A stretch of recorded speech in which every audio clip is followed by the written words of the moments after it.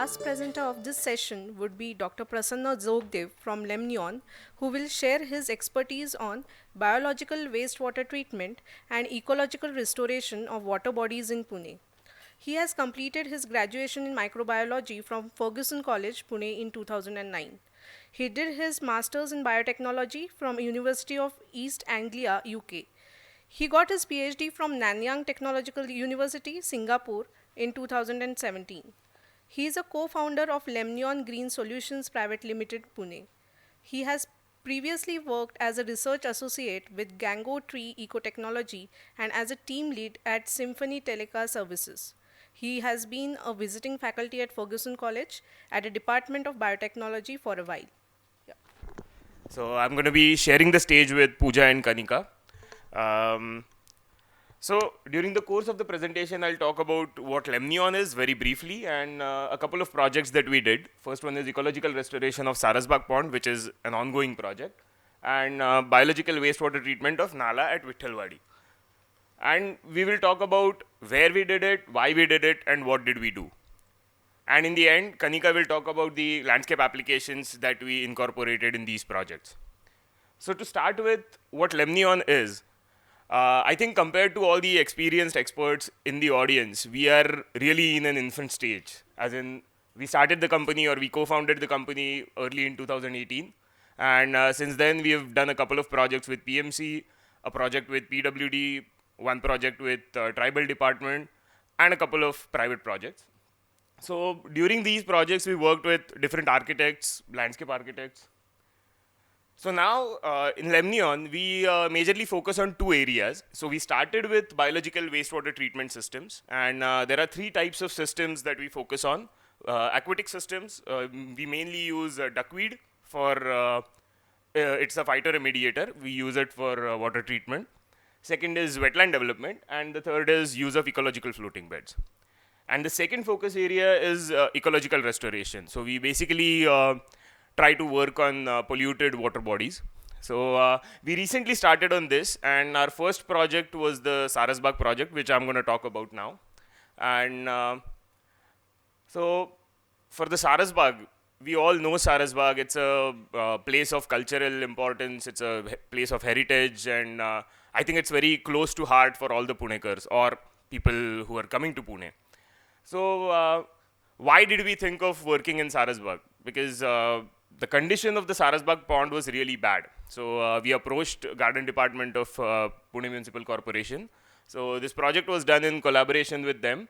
And later, one of the Rotaract Club of Pune Heritage, they approached us saying that they wanted to be our execution partners. So they wanted to manage all the volunteer work. Yes, we did this project through the volunteer work because we thought that by doing it through volunteers, we can create more awareness. Because if more volunteers come, they will get to know about what actually ecological restoration is or what actually we are doing in that particular pond. So I think so far there are about 250 volunteers who have come and worked with us in past 12 or 13 weekends that we have worked. So we also had collaborations with different other Rotaract clubs, Robin Hood Army, and there were some students from Tiak Maharashtra Vidyapit who came and worked with us. So in April 2019, we visited the Sarasbag from the point of view of working there. And this was the initial condition that we observed. So the entire pond was covered with Pistia, that is an invasive species just like the water hyacinth. There was no sunlight penetration, or the dissolved oxygen was really less, and all the fish and turtles, they were not visible because of the green cover. So after this visit, we did some cause and effect analysis. So the first cause that we found was there was a lot of food material which was being dumped by the visitors. There was Nala water discharge into the Sarasbag pond. And because of that, there was no nutrient balance, or there was a lot of nutrients present in the system. And because of that nutrient overload, Pistia was thriving, or rather Pistia was invading the place.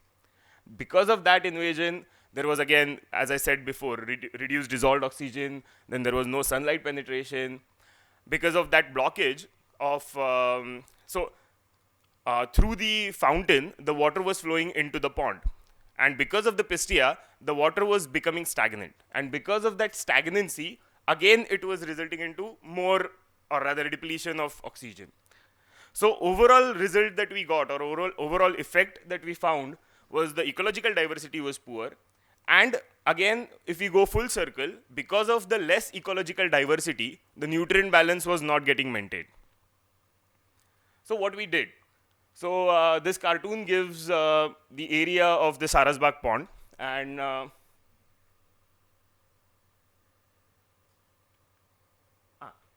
so this is the fountain, and the blue arrows that you see are the water inlets into the pond. So actually, when they use the fountain, the water flows from here, and here is the water that comes in from the nala. So from here, all the way around, it was entirely filled with pistia. So we started removing pistia from this side. At the same time, so these are the places where we decided to have some in-stream structures so that we can regulate the water flow in that particular pond. So we started removing pistia, we went ahead. So this is the place where there is an outlet, and through this outlet, the water goes further into the Peshwe Park pond. And so we decided to have one more structure here, and now at this stage, what we have is this area between the yellow lines is the area remaining, which will be done in, I think, a couple of weekends more. So we started with pistia removal. All the volunteers would come. Garden department was generous enough to have given us all the stuff that we required. So what to do with pistia? So we tried to shred the pistia and use it for composting, and actually the research is still in progress. We also did some in-stream interventions, and because of these in-stream interventions, what we found was there were landing spots or resting spots which were available. So this is one video that we captured. This is the photo where we found actually 5 pond herons sitting on the structure that we prepared. Now we also, as I said, to create awareness, we had public interaction sessions. This was the news that was published, talking with additional commissioner and different celebrities, etc. This was the observed biodiversity after, let's say, 5 or 6 weeks of work. So the current status, as I said, 20% of the pistia is still yet to be removed, and we are still facing the challenges of the plastic put by visitors and etc. So we hope we will create some awareness about that. So now Pooja will talk about the Vithalwadi work. Thank you.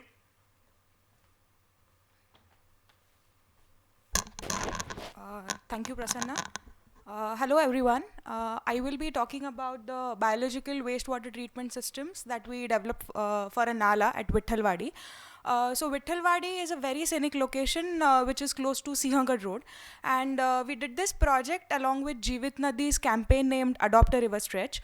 This specific location had a lot of wastewater coming in from the nearby areas of Vithalwadi, and a lot of sewage water came through the Nala and went into the Mutha River directly. So we thought that wastewater treatment was required. Along with the wastewater, a lot of solid waste was being dumped into the channel itself and in the surrounding areas as well. So we thought that awareness is another part which should be focused on. And that is the reason we thought that this project should be a PPP model where public as well as private entities should be involved so that more awareness would be created. So as you can see in the picture, this was the initial condition. I cannot find. How do you do it? Like this? Yeah. So this was the initial condition where the water came in from the top, this side, and it went into the river directly. So there was no treatment, and you can see in the picture that there was unplanned vegetation, there was no proper channeling in the entire patch, and hence it required water treatment. So as Prasanna said, again here we did a cause and effect analysis. So in the cause and effect analysis, we saw a couple of observations.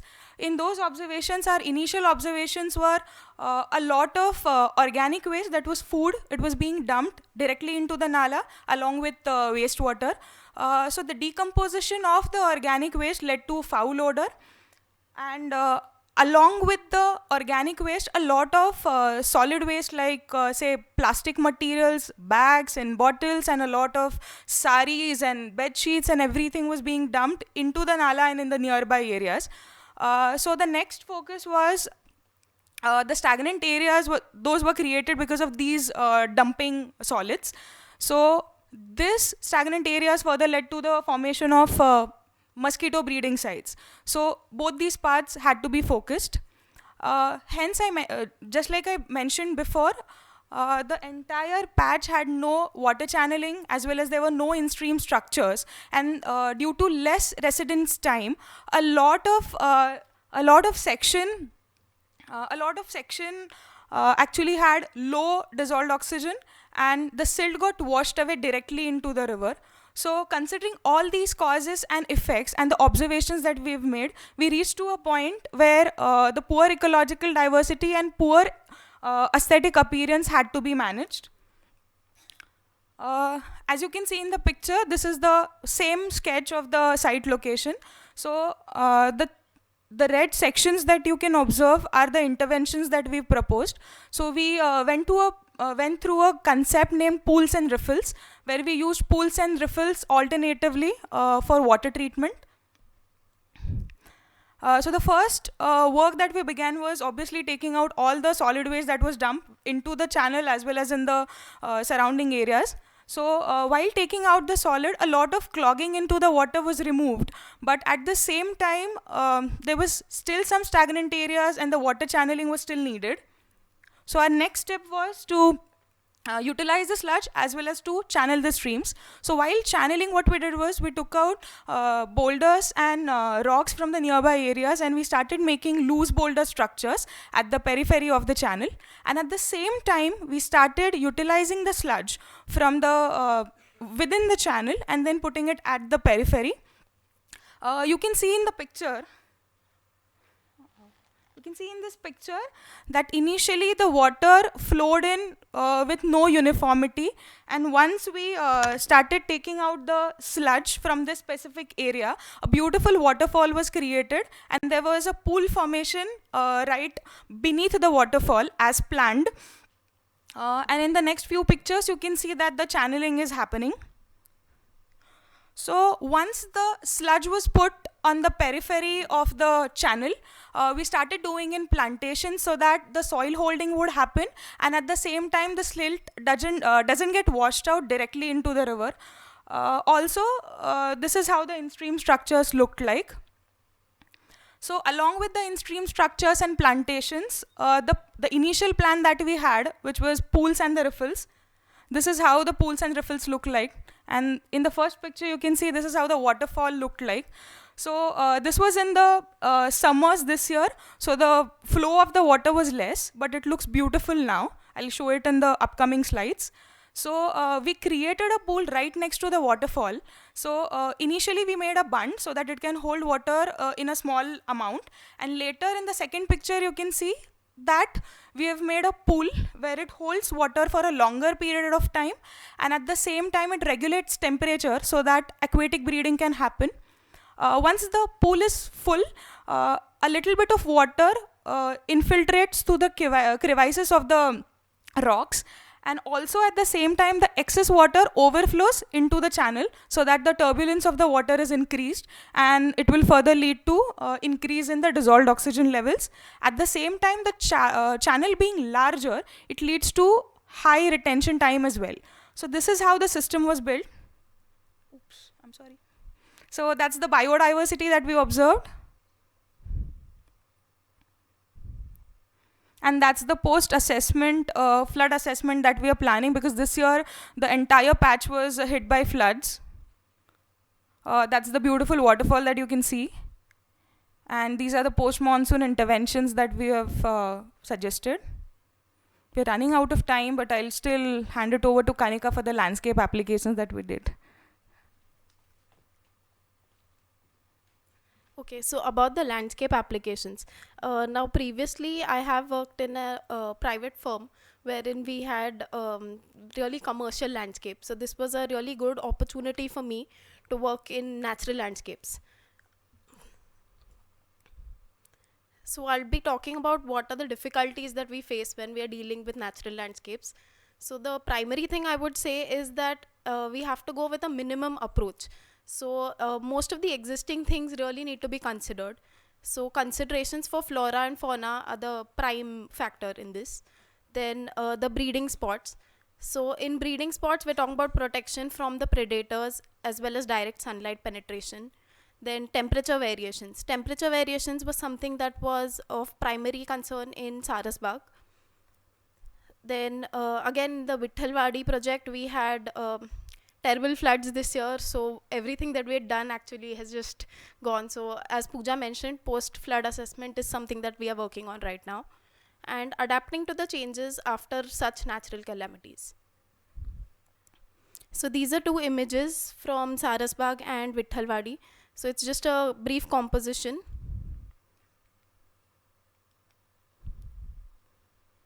So what we were primarily focusing on in Sarasbag is the water flow had to be regulated, the nutrient balance needed to be maintained, so removal of pistia, and thereby once we removed the floating pistia, sunlight penetration was better, which also resulted in better dissolved oxygen levels.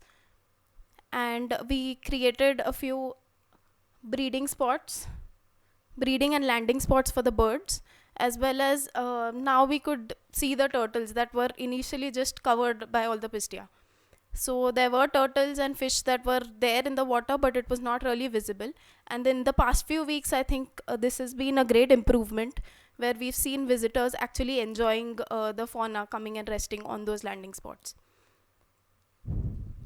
Then again in Vithalwadi, these are a few photos of the channelization that we've done. Okay, so we'd used a combination of structures. I'll just be quickly explaining one structure that we used in Sarasbag and one in Vithalwadi. So in Sarasbag, we've used a combination of a crossvein and a J-hook. So what happens in a crossvein is that, so this is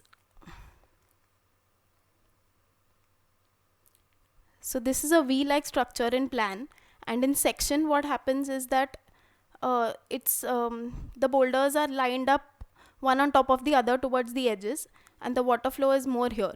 So what happens in plan is that here we have some sort of sedimentation, and the water flow here is really restricted. So this acts well for the fish. So fish generally lay eggs, and also that sort of activity happens here, and the water flows ahead from this side. So this is a combination of crossvein and J-hook that we've used. So the water flows from here, and what happens here is that these act as good fish nurseries. Similarly, in Vithalwadi, the basic concept used was pools and riffles. Like Pooja explained earlier, the gradient of the ground was used to create riffles and pools. So pools are actually again good for the aquatic fauna, and then after the water settles down in the pools, it basically leads to better dissolved oxygen levels, and then the water trickles down from these boulders and then goes ahead in the next pool. So these have just been two examples of projects, but we hope for more such future collaborations with other public authorities, and that's how we hope to do our bit for the environment. Thank you.